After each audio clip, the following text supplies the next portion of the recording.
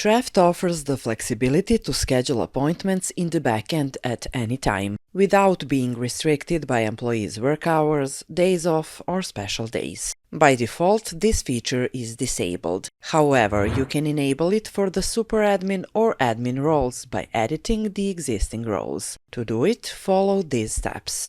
Navigate to Settings, Users and Roles. Open the Roles tab and click the three dots to edit the desired role. Scroll down and enable the Allow Users to book appointments outside of working hours option. If you want to extend this capability to other employees, you'll need to activate the Custom Role feature. Here's how you can do it. Enable Custom Role feature on the Features and Integrations page. Go to the Roles page and add a new role.